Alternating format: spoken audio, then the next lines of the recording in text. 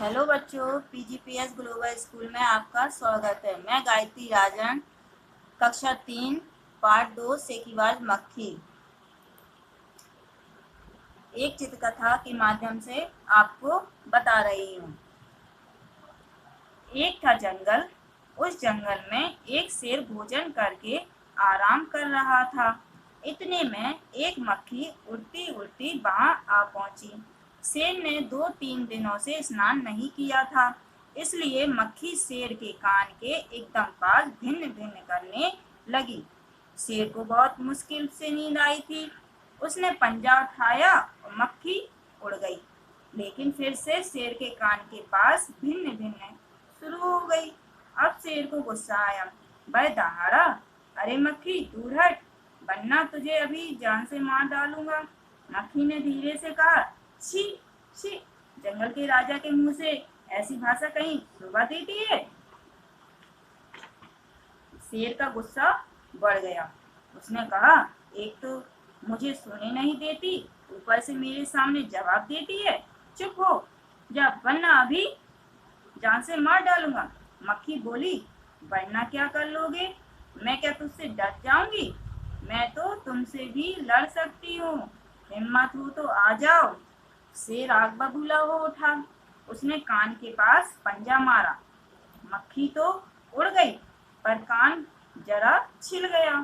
मक्खी उड़कर शेर की नाक पर बैठी तो उसने मक्खी को फिर पंजा मारा। मक्खी उड़ गई। अब की बार शेर की नाक छिल गई। मक्खी कभी शेर के माथे पर बैठती, कभी गाल पर, तो कभी गर्दन पर। शेर पंजा मारता जाता, खुद को घायल करता जाता। मक्खी तो फट से उड़ जाती। अंत में शेर ऊब गया, थक गया। वह बोला, मक्खी बहन, अब मुझे छोड़ो, मैं हारा, तुम जीती। बस। मक्खी घमंड में चूर होकर उड़ती उड़ती आगे बढ़ी। सामने एक हाथी मिला। मक्खी ने कहा, अरे हाथी, मुझे प्रणाम कर। मैंने जंगल के राजा शेर को हराया है, इसलिए जंगल में अब मेरा राज चलेगा।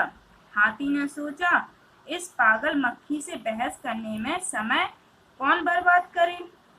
हाथी ने सूंड ऊपर उठाकर मक्खी को प्रणाम किया और आगे बढ़ गया। सामने से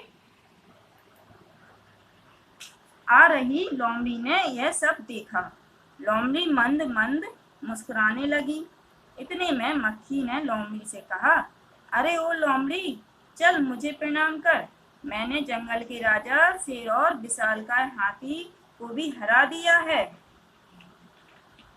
लोमड़ी ने उसे प्रणाम किया, फिर धीरे से बोली, धन हो मक्खी रानी, धन हो, धन है आपका जीवन, धन है आपके माता पिता। लेकिन मक्खी रानी, उधर वह मकड़ी दिखाई दे रही है ना, वह आपको गाली दे रही थी, उसकी जरा खबर लो ना। यह सुनकर मक्खी गुस्से से लाल हो उठी। मक्खी बोली, उस मकड़ी को तो मैं चुटकी बजाते खत्म कर देती हूँ। यह कहते हुए मक्खी मकड़ी की तरफ झपटी और मकड़ी के जाले में फंस गई। मक्खी जाले से छूटने की ज्यों-ज्यों कोशिश करती गई, त्यों-त्यों और भी अधिक फंसती गई। अंत में वह थक गई, हार गई। यह देखकर लोमड़ी मंद मंद मुस्कुराती हुई वहां से चलती बनी। हेलो बच्चों, आपको ये कहानी अच्छी लगी तो लाइक और सब्सक्राइब करना मत भूलना। धन्यवाद।